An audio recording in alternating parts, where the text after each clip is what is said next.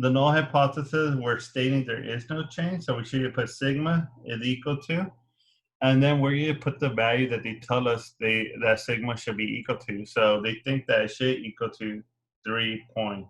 So we'll put sigma is equal to 3.2. So for the alternate hypothesis, you still put sigma, you still put 3.2. But in the alternate hypothesis, you want to put what they're claiming. So if you look at what they're claiming, they're trying to claim that they think that the standard deviation is greater than 3.2. So we're going to say greater than 3.2. All right. Everybody good with sigma is greater than 3.2? All right. So let's go ahead and fill this out.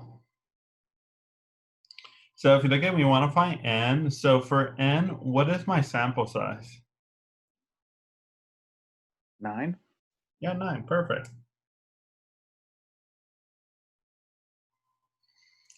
All right. If you look at s, do they give us s?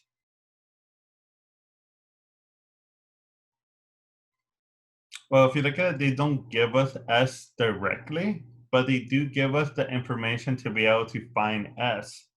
Because if you look at it, they gave us the 9 sample. So they gave us the 351, the 360, 358, all of this. So from this information, we're going to find the sample standard deviation.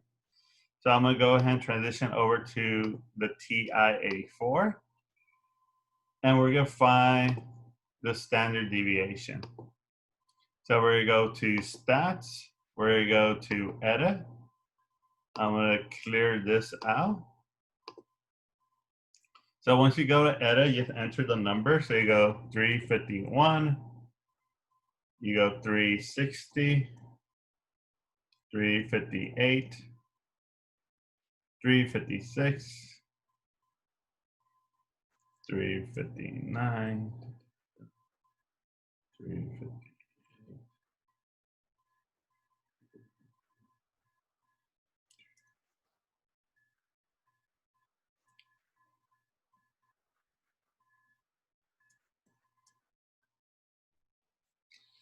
All right, so you enter the 9 data set into the TI-84.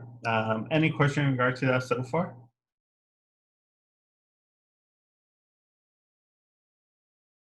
All right, so then you go to stats.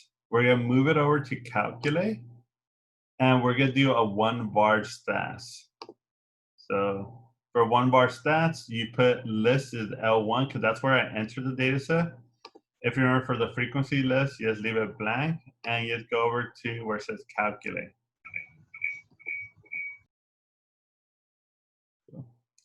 All right, so if you look at it, it gave me 2 standard deviation, it gave me S of X, and it also gave me sigma of X. So you have to just remember that this data set that we entered to L1, that was a sample. So since this was a sample, any information that we extract from it is a sample mean or sample standard deviation. So in this case, the sample standard deviation should be 3.46. So we'll say 3.46. All right. Any question how we get 3.46? All right, so let's move over back to my notes. For that we could keep on filling this thing out.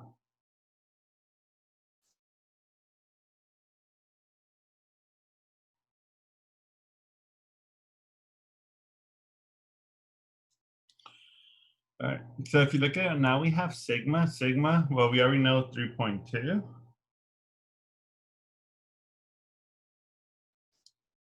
And then next, what we want to do, we're going to find S square and sigma square.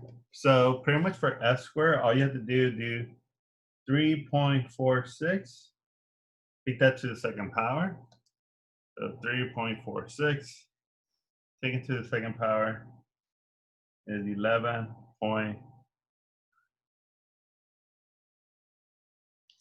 If you do sigma square, you do 3.2 square, 3.2 square. And you get 10.24.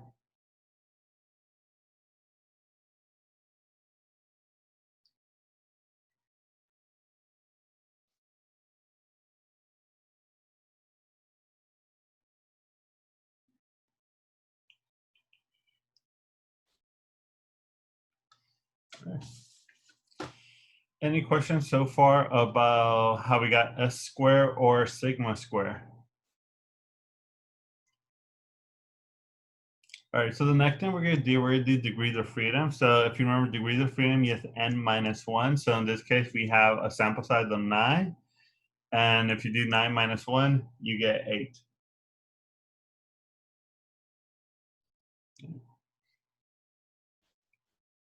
Everybody good on where did the 8 come from?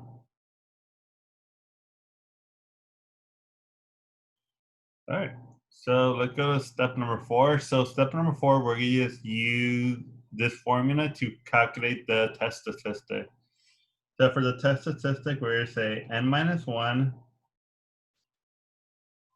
and then we're gonna multiply it with s squared, which we found to be 11.9716, and you divide it by sigma squared, which is 10.24.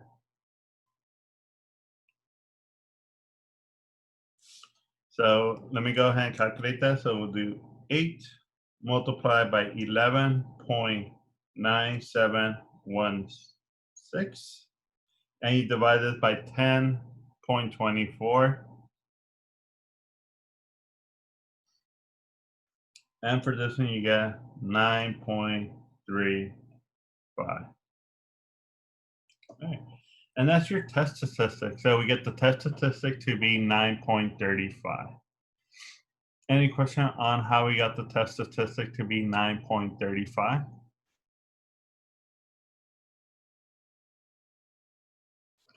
All right.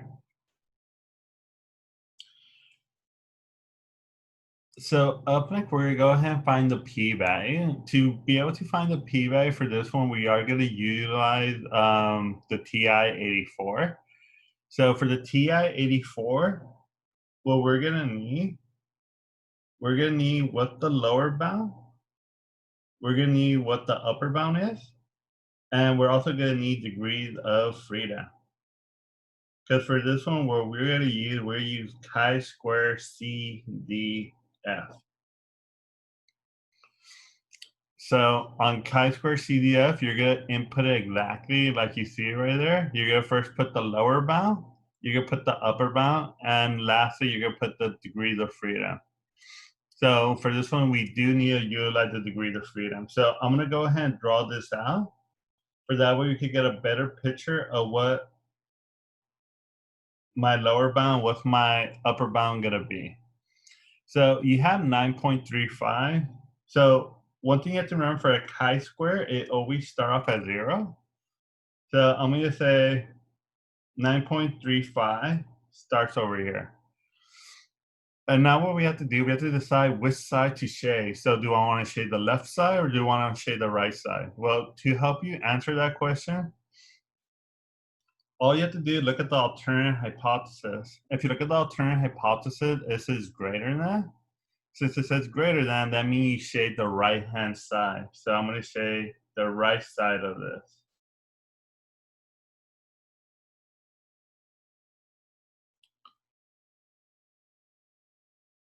All right.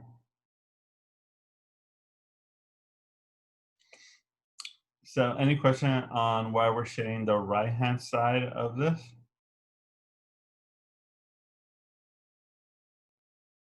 All right. So if you notice, since we shaded the right side, this is a right tail test. So we're going to do chi-square of CDF. So if you look at the lower bound will be 9.35. It'll be 9.35. If you look at the upper bound will be pretty much over here. So the upper bound will be infinity. And lastly, if you look at degrees of freedom, we already solved it to be 8. over here. So you put 8. So my lower bound will be 9.35, my upper bound will be infinity, and my degrees of freedom will be 8. Any question in regard to the lower bound, upper bound, or degrees of freedom?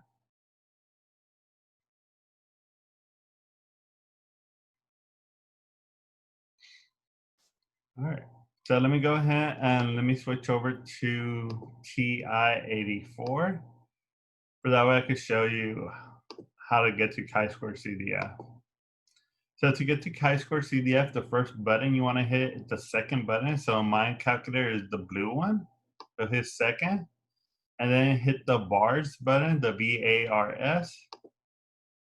And then all you have to do is go all the way down where it says chi-square CDF. So if you go chi-square CDF, if you look at it in mine, it prompts me to enter. So it's telling me the lower bound is 0. I have to change that to 9.35. If you look at the upper bound we said that was 10 to the 10 power. And lastly, the degrees of freedom was 8. So we go over here and paste. So if you don't have the say if you have the TI-83, this is how you should enter in the TI-83. So you should put 9.35, comma, 10 to the 10 power, comma, 8, and then close the parenthesis. So if you press enter, you get that as your p-value. So p-value is equal to 0.3136. Any question in regard to how to find the p-value on the TI-84?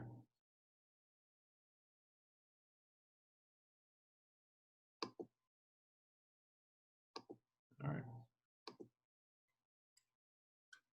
So let me go back to the notes.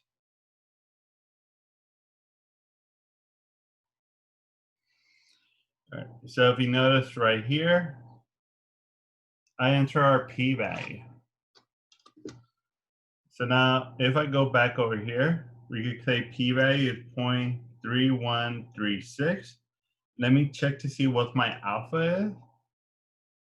So if you look right here, they tell us alpha is 0.05. So I'm going to put 0.05. All right, so then we'll have to just look at the two probability, and you see which of the two probability is bigger, 0.3136 or 0.05. So which one's bigger, p-value or alpha? P-value is greater than alpha. Perfect. So we'll check out this second box, p-value greater than alpha. So when p-value is greater than alpha, what should we conclude? Should I reject the null hypothesis or should I fail to reject the null hypothesis? We fail to reject it.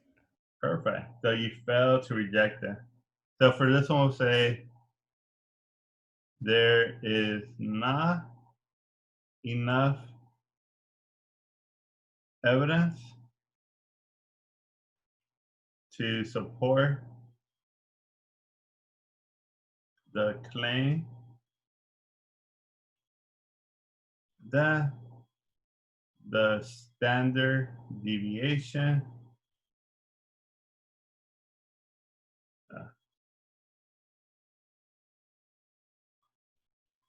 is greater than 3.2.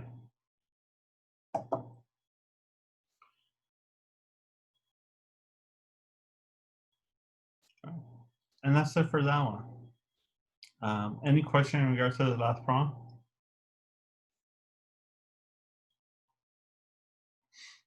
All right. And before you ask for this one, there is no function on the test function for the TI-84 that will do all of this for you.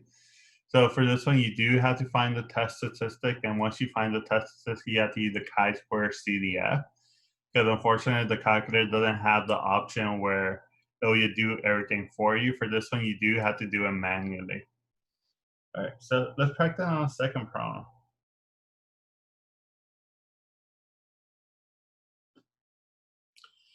So for this one says stock investment risk, one measure of risk of an investment stock in the standard deviation of its daily share price.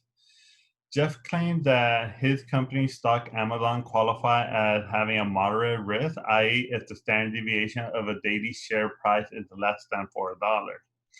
A stock market rating agency does not believe this claim and randomly select 25 daily share prices taken over the previous year. The sample standard deviation of these 25 daily share prices is computed to be 5.5. Conduct the appropriate test of hypothesis to determine if the agency conjecture is correct. Perform the test at a level of significant of 0.05. All right, so if you look at this one, we want to test the standard deviation. So for this one, we're testing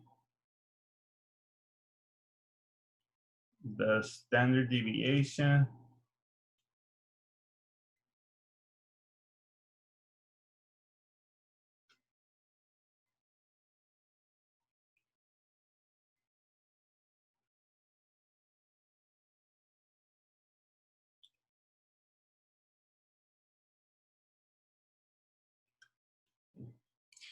So we're testing the standard deviation of its daily share price. So that's what we're testing. So this is telling you we're testing standard deviation. So that should be your clue that we're testing standard deviation, not the mean, not proportional data set, but the standard deviation. All right. So right now, if you look at it, they tell us the sample standard deviation of the 25 is 5.5. So we know that's not their claim because this is what they're getting from the sample of 25. From the sample 25, they got a sample standard deviation of 5.15. So if you look at this problem, well, we had to see what are they claiming. So they're claiming that the standard deviation has to be less than 4. So we're gonna put sigma is equal to 4. So one of them is claiming that they think that the stock is less than the standard deviation less than $4, but the person conducting the study doesn't believe that person. So they don't believe that it's less than $4. So for the alternate hypothesis, we're gonna say is greater than $4 because that's what we're testing. We're testing the conjecture of this person that they don't believe that if the share is less than $4, they actually think it's greater than $4. So that's why we're gonna put sigma is greater than $4. All right. Any question in regard to the null hypothesis or the alternate hypothesis? Perfect. All right. So let's do step 3. So for step 3, what we want to do n. What is our n? 25. Yeah, 25. Perfect. All right. And if you look at it, we want our sigma. Sigma we know is 4. We want sigma square. Sigma square will be 16. All right. Any question where does sigma or sigma square come from? All right, so let's do S. S is the sample standard deviation. So what did we get from the 25? Well, we got that it was 5.15. And if I do 5.15 squared, let me see, what do I get? So you get 26.5225.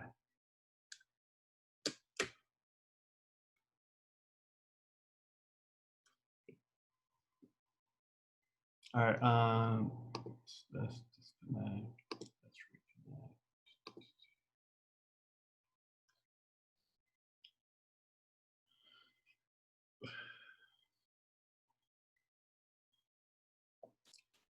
All right. So for S squared, we got 26.5225.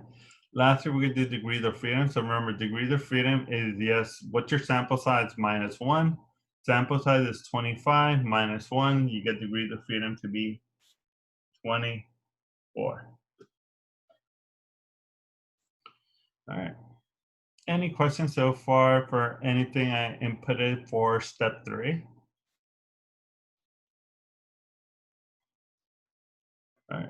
So let's go ahead and do step 4. So step 4, we're going to calculate our test statistic. So to calculate our test statistic, I'm going to enter everything. So we're going to do 25 minus 1 s squared, which is 26.5225, all divided by standard deviation squared. All right. So we get 25 minus 1, which is going to give me 24, multiplied by 26.5225, all divided by 16. So let me go ahead and just work that out. So do 24 times 26.5225, 225, and you divide that by 16. For this one, once again, you get 39 point. Here, we just round that up to 8.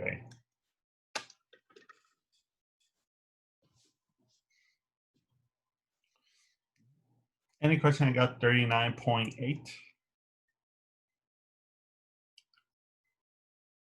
All right. So once again, what I'm going to go ahead and do, I'm going to go ahead and draw this out just to make it easier on myself.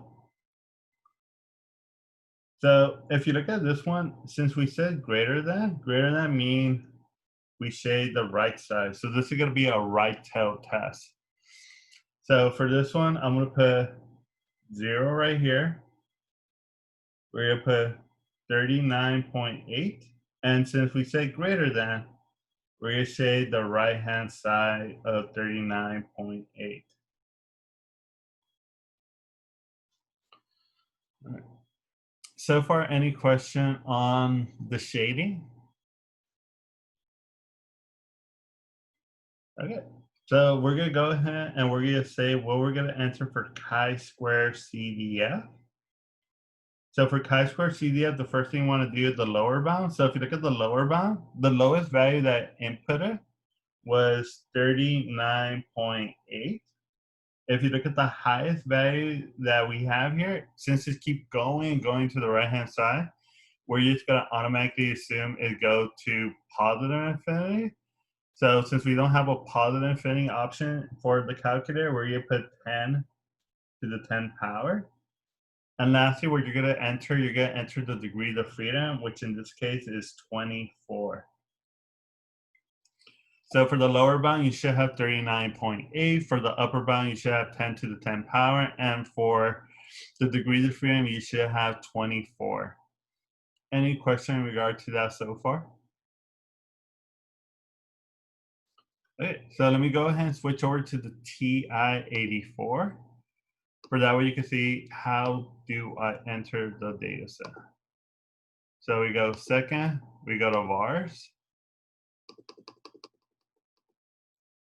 We go chi-square CDF.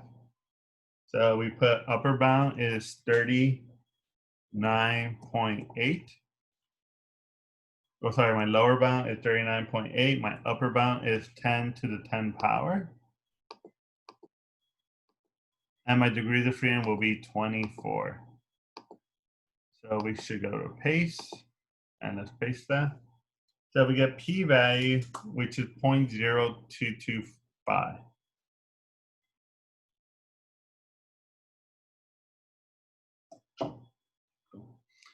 All right, and that's how you get p-value. Any questions so far how we got the p-value?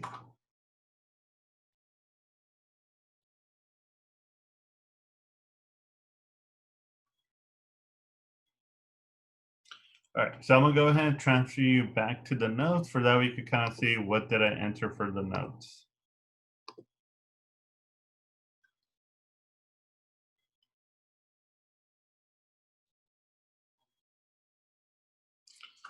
So this is what I enter for the notes. I put the p-value, and I put the alpha.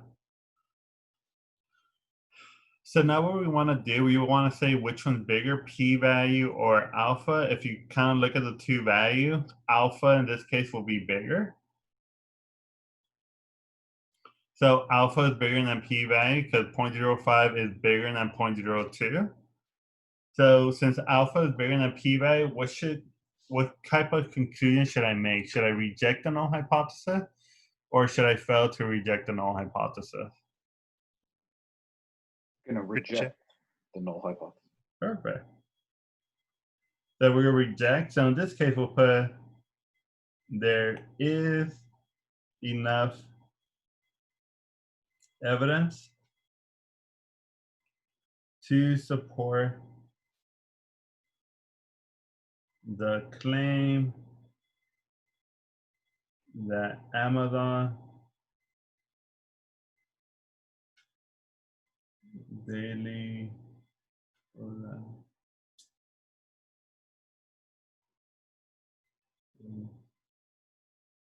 share price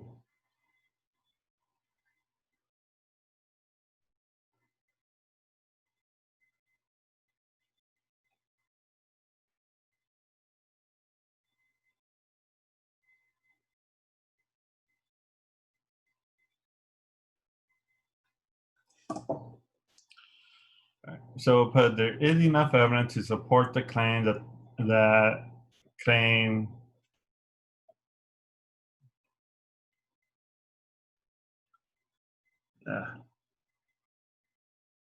that Amazon daily share price standard deviation is above $4. And that's it for the last problem. Any question for the last problem?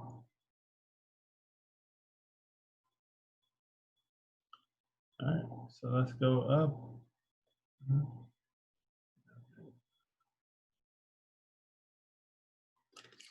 All right, so this is the last problem. So what I want you to do, I want you to practice on this last problem. So I want you to do all the steps, go all the way from step number 1 all the way to step number 7. And you try doing this one. So you try see like what is the claim is, what is the alternative hypothesis. So try doing this. If you get stuck, either shout out my name or you send me something in the chat and I'll try to help you out. But do try to practice on this for that way you can see if you truly do understand how to do this, because if you can't do it, that's kind of telling you that you still need some more practice on it. But if you're able to do this, that's pretty much telling you you grasp it. So try doing this one right now.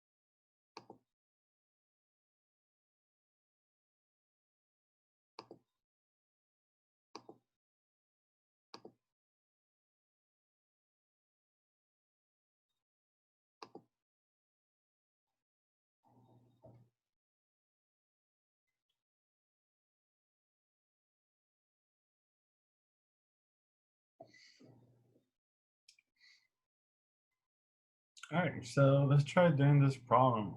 So it says a manufacturer of candy must monitor the temperature at which the candy are baked.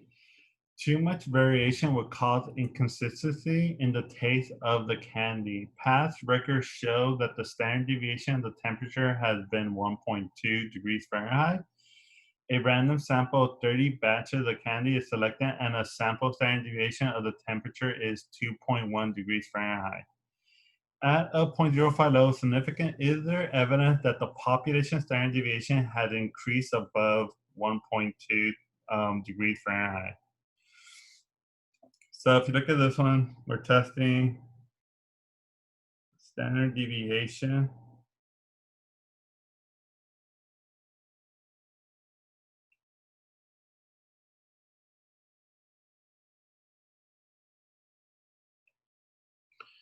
All right, so they're testing the standard deviation temperature because pretty much what they want a low standard deviation so that way their candy are more consistent.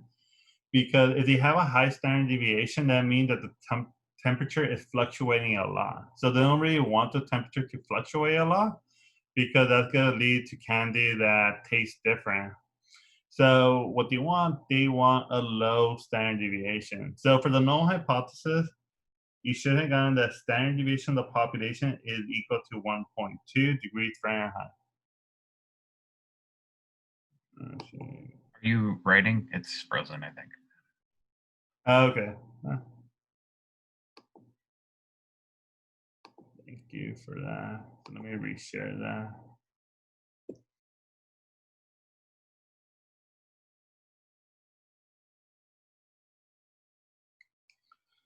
Perfect. Thank you. Yeah, sorry about that.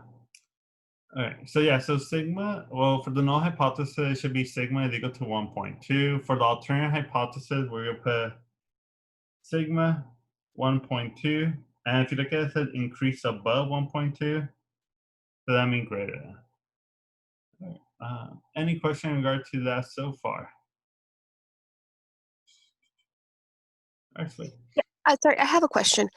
Number one, do we need to specify that we're testing the population standard deviation? Or if we were to get a problem like that and we don't specify the population standard deviation, would we get points deducted on that? well, for this one, because the word parameter already means that this is a population numerical value. So Okay. pretty much you're trying to tell me if it's the standard deviation, the mean, and or proportional data set. Because Mhm. parameter is already implying it's from the population. Okay, thanks. Yeah, no problem. All right, so let's do n. So in this case, n is 30. If you look at the sample, standard deviation is 2.1. If you look at the population, standard deviation is 1.2. So I'm gonna go ahead and quickly just calculate that. So 1.2 square, that's 1.44. 1.44. 2.1 square is 4.41. And then lastly, degrees of freedom. Degrees of freedom is n minus 1, so 30 minus 1. So it's 29. Everybody good with that so far? All right. So let's go ahead and find our test statistic, which is chi-square.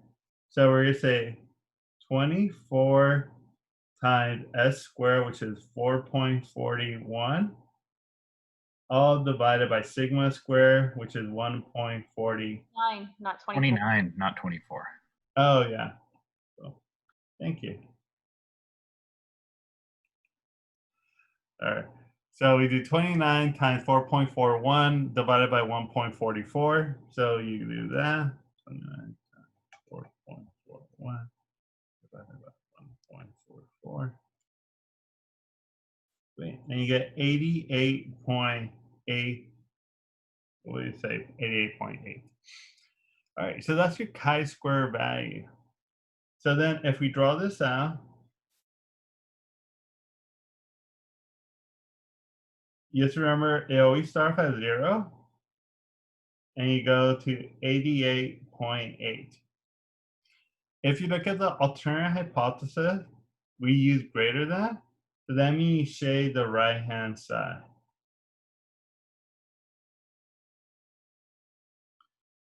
All right. Any question on why we're shading the right-hand side? All right. So for this one, we'll do chi-square CDF. So we'll do lower bound. Lower bound, if you look at the lower bound, should be 88.8. My upper bound should be 10 to the 10 power, and my degrees of freedom should be 29. So I'm actually going to do that in my calculator. So that way I don't have to transfer over. There you go, 88.8, 10 to the 10 power, and after you get 29. So for this one, you should get 1, 2, 3, 4, 5, 6, 7, 6. All right. So that's your p-value. Everybody go with that p-value? All right.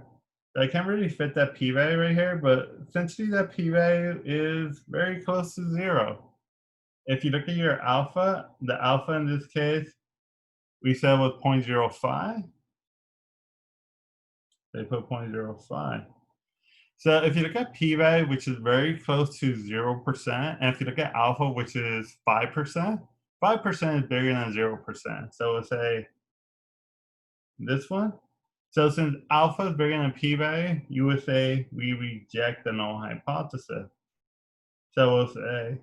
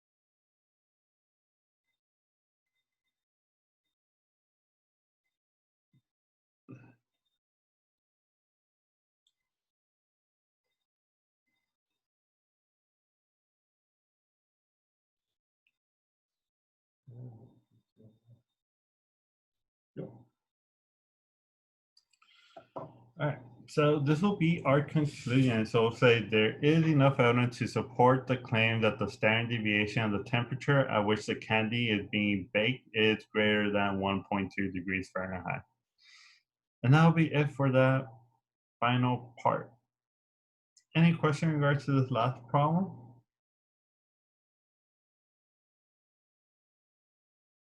Okay. All right, and that's it for chapter 10.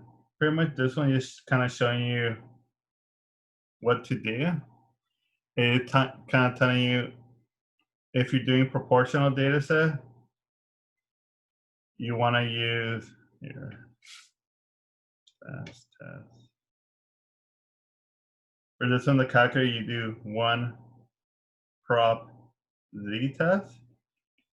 If you're testing the mean for this one, you want to do either the t-test or the z-test. And for this one, this is what we just did. If we're testing standard deviation or variance, what you want to do, you just want to use chi-square CDF.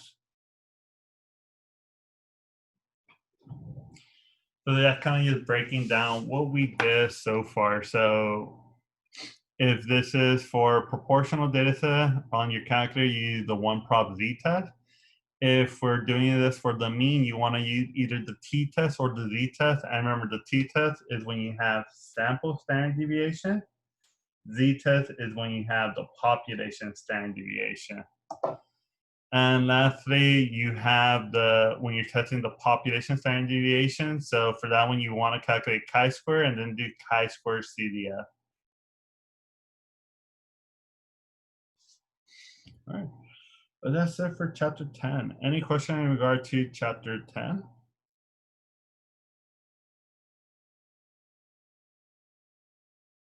Sweet.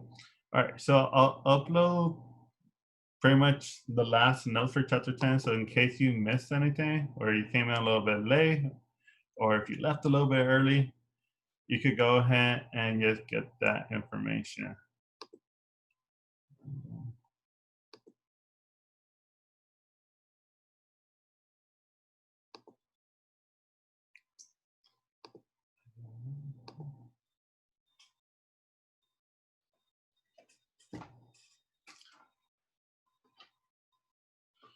Okay, so let me show you where to go for the final review. All right, so for the final review, all you have to go right here where it says final or test final study.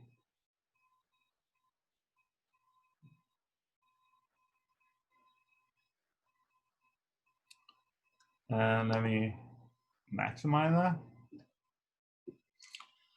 All right. So pretty much I already broke it down into chapter and which page on my notes you should go for if you need a refresher on that topic. So right here, it says chapter 2, and the topic is stem and leaf plot. So you just want to go page 4 of chapter 2 on my notes, and you kind of just go ahead and just look over chapter 2, and you kind of get more familiar with the stem and leaf plot in case you forgot about the stem and leaf plot. So then for chapter 3, go to page number 1, and just kind of go over the mean. Go to page number 2, go over the median.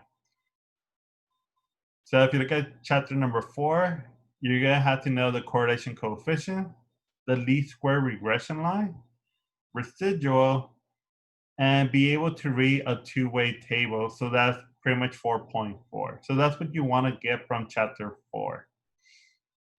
Right. Up next, we have chapter 5. So for chapter 5, you just want to go and kind of get familiar with the event or what is the event. So that's going to be page 2 on chapter 5. The rule of probability, which is page number 4. Counting technique, which is page 31. And then the general addition rule, which is page 14. So that's what you want to focus on in chapter 5. For chapter 6, pretty much the only one you want to focus on is binomial distribution. So for the binomial distribution, you just know how to find the probability, but also know how to find the mean and standard deviation. So that will be on chapter 7. Not chapter 7. That will be on chapter 6 from page 7 all the way to page 9. You're putting it on over your shorts, Ryan. All right. So for chapter 7, you do want to go over find the probability for a normal distribution. So that's going to be page 9 all the way to page 13.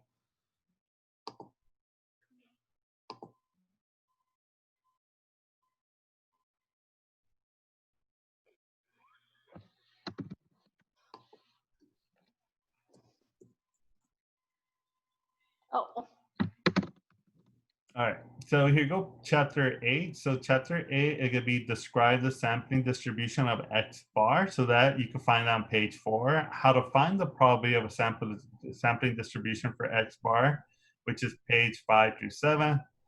Describe the sampling distribution of p hat, which is in page 9. And find the probability for sampling distribution of p hat, which is page 10 through 11. All right, lastly, chapter 9, going to be confidence interval for P or proportional data set. So that's page 3 to 4. Determine the sample size for proportional data set, page 7 through 8. Confidence interval for mu, which is page 11 to 13. Determine the sample size for the mean, which is page 14 through 15. And lastly, chapter 10 is hypothesis test. So you should know what a type 1 and type 2 error is. hypothesis on the proportion, and hypothesis test on the mean.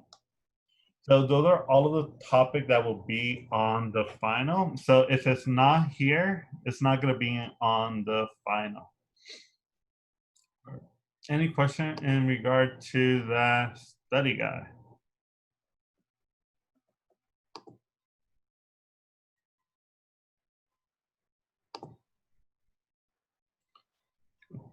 All right, and also just remember for this, there is no test correction because the test correction have been leading up to this.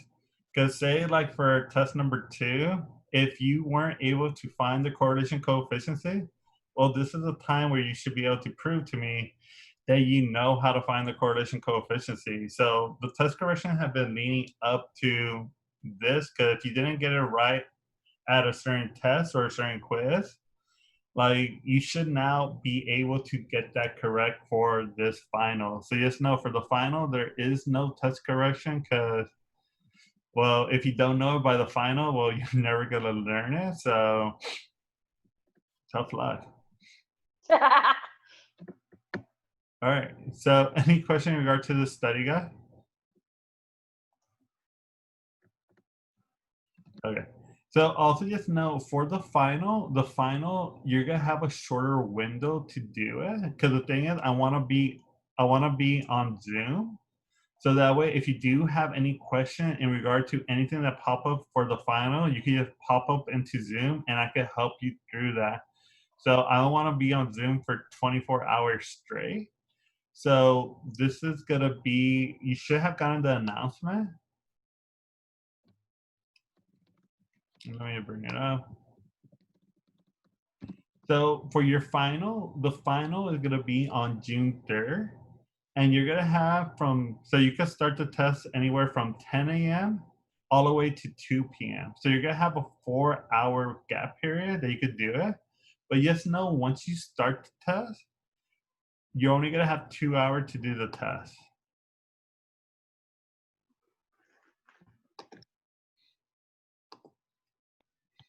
Is it going to be that same type where after a question, when we click through, we can't go back? Correct.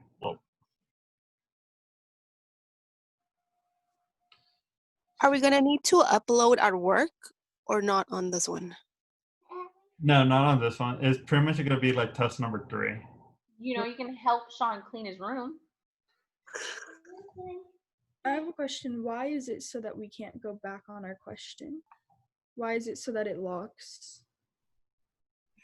Well, because the thing is, I know there's websites where you could go and you could kind of like put your question up there and then like in less than 30 minutes, they could get you the answer. So to kind of prevent that from happening, I'm just making it for a lock. So that way I know like you can't really just input it into like check or a website and get the answer, and then like 30 minutes later you'll get the answer.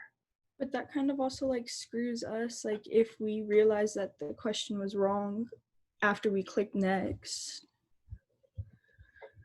Yeah, I do know like the pros and the cons for this, but yet for like my sake to kind of know to help me prevent that from happening, like that's like the only way I could see from preventing that. 'Cause I know it's not like 100% foolproof, but it's just a way to minimize like cheating from happening.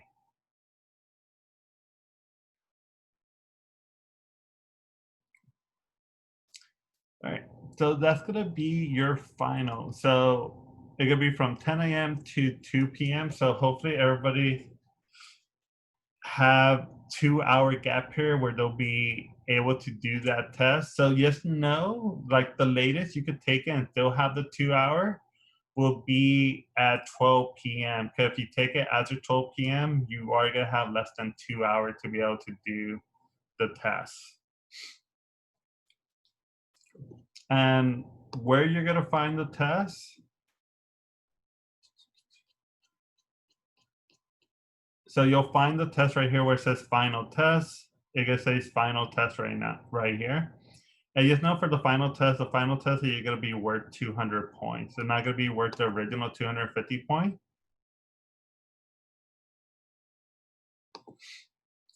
It's gonna be worth 200 points. So yes, no, not gonna be worth the full 250 points. They're gonna be worth 200 points. All right, any question in regard to that? Are you gonna provide an update for the technical issues we were having based off of the last quiz, like what we talked about earlier about like Google Chrome or Mac and PC? What do you mean, Anthony?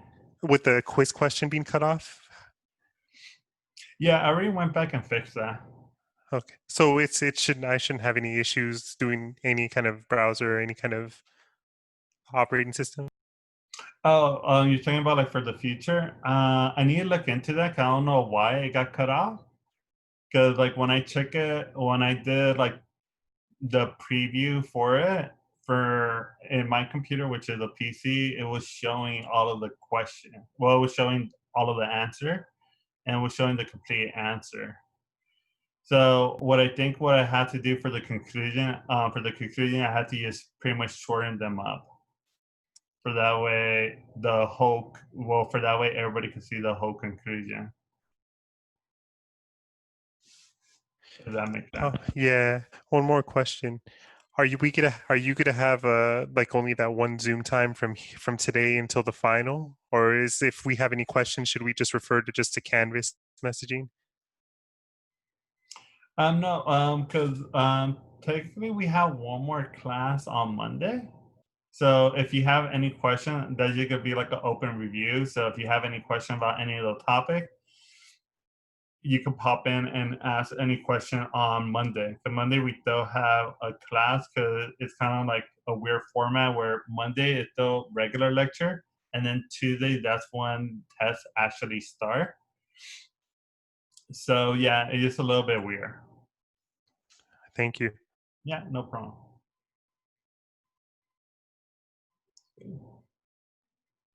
So that date on the final test, it's wrong. It's the 3rd, right? Yeah, which day are you referring to on the announcement? Oh no, when you actually look at the test, it says the 7th. Oh no, yeah, because right now I just want to make sure that it doesn't become available to anybody. Got it. So yeah, so right now it has the 7th. But yeah, like I'll update it and I'll put the 3rd and I'll put from 10 to 2 p.m. But yeah, like it'll be available on June the 3rd. Great. One more update, if you can. I think our quiz 8 isn't listed as a quiz, so it's not in that section to potentially drop a score.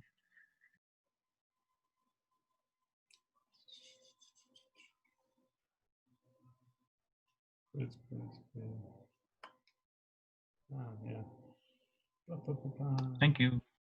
Yeah, no, thank you for letting me know.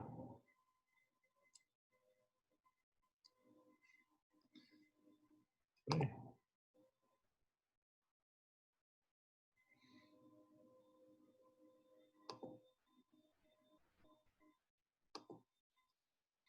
Cool. All right. So, any other question?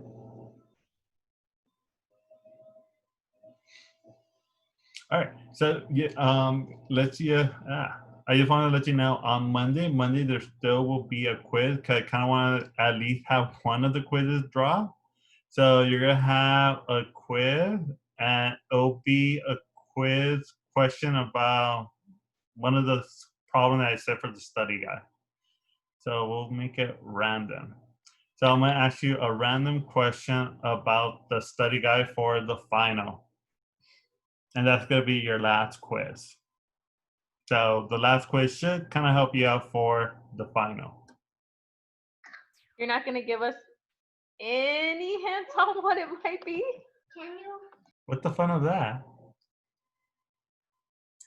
So that's on Monday. So we need to have the study guide studied by Monday. Yes. Or the topic that I'm gonna put on the study guide on Monday. So if you guessed right on the topic, you only have to study that one topic. But yeah, because I really want like at least one of the quiz to drop, so that way if there's one quiz that you didn't do so well on, hopefully you do awesome on this next quiz and you'll get to drop one of your lowest quiz.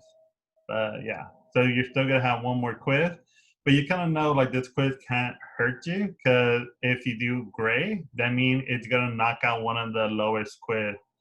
But if you do horrible on it, then that's the quiz that's gonna get dropped. So it can't really hurt you. It can only help you. So if you do great on it, you're pretty much gonna increase your percentage for your quiz. But if you do horrible on it, essentially it will get dropped and nothing will happen to your grade. So it should only help you. It shouldn't hurt you.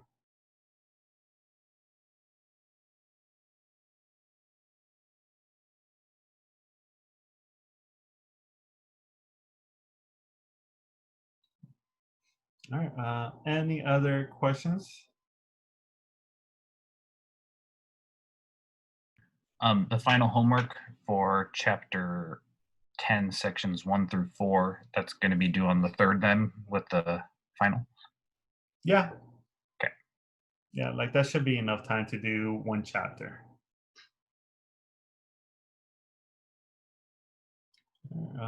Any other questions? All right, sweet. All right, so I'll see everybody on Monday if you have any question about the study guide. So what I'm gonna do right now, I'm gonna close up this meeting, and if you do have any further questions you kind of want to go through, go over with me, I'll have office hour all the way to 12:15. All right, so I'm gonna close this up. Have a great weekend. I'll see you hopefully on Monday.